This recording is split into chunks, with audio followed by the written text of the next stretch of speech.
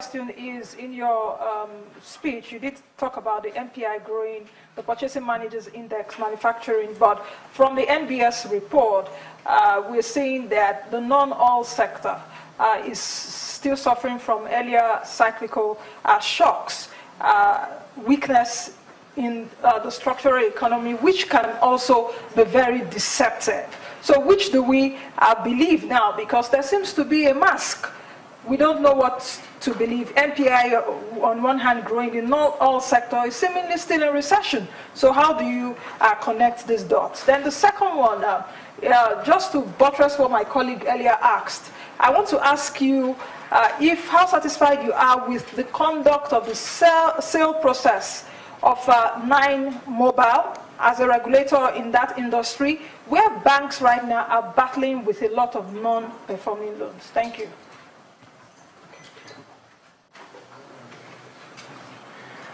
Good afternoon, everybody. My name is Chijoke Ekechukwu, the Director General of Abuja Chamber of Commerce.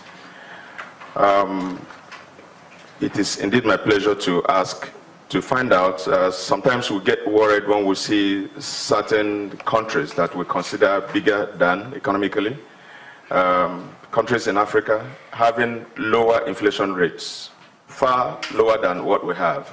And we wonder what they do to achieve that feat. We understand the efforts made by the CBN, and we also know, the second question is, many times we know that there are sectoral allocations given to credit facilities for commercial banks. Many times banks do not fulfill the obligations of meeting those quotas given to them in giving credit facilities. We don't see them punished in order for the plans for various sectors to be achieved by the CBN and for the economy. Thank you. Good afternoon, everyone. I'm Shikiola Ikpenaye. Sir, you mentioned, I work with NTA. You noted the increase in domestic and foreign debts. I just want to know the MPC stance on this. Any more questions?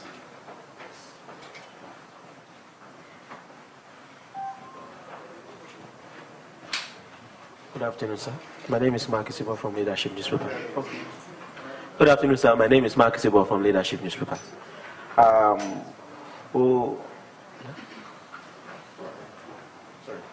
So we heard that you were abroad. We know that you were abroad recently on the issue of roadside show. Sorry, road show on the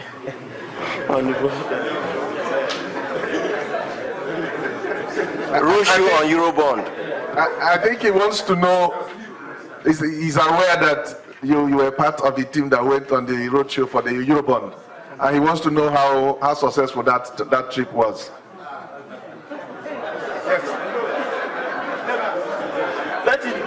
Let me say. Sir, actually, yes, I'm sorry about that. I want to actually know how successful was your roadshow on the Eurobond. Okay. No, the first one was my own question. Hello, good afternoon. My name is Ralia Tadeneko from Classic FM. Please, I want to know the amount in the ECA. Then the Senate recently called for an abolishment of the ECA with regards to, owing to its illegality and abuse. What's your reaction towards this? Thank you. Should have asked the ECA. Okay, so it's left for the governor to please answer this question. There are so many. Thank you. Thank you very much. Well, yes, I didn't go for a roadside show. I went for a road show.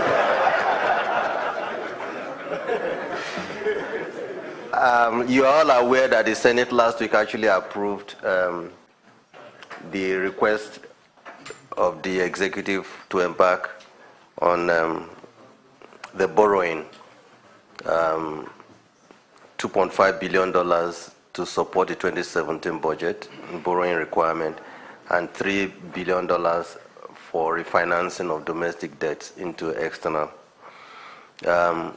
the roadshow actually took place on Thursday and Friday, and I'm sure you all are aware that yesterday the pricing was done, and the information that I got was that the bond was oversubscribed to the tune of about $11 billion. However, we could only access $3 billion in two tranches, 15-year and the 30-year tranches. I think one was at 6.5, the other at about 7.38 or so percent. So from there, you will note that the investor confidence in the Nigerian economy continues to be strong, based on most of the macroeconomic indices, and also supported by the decisions of both the monetary and fiscal policies. There is confidence by the investor community about what the government is doing, and it delights us that the level of confidence has improved, and hence you've seen that the activities of the monetary and fiscal authorities has resulted in the country exiting recession. My only advice is that as policymakers, we cannot rest on our oars. We need to remain focused. And I keep saying that for a country that grows its population by an average of 3%, nothing short of going back to the historical levels of average of 6% would be considered good. Yes, we know it's a long journey from 1.4 to an average of 6%.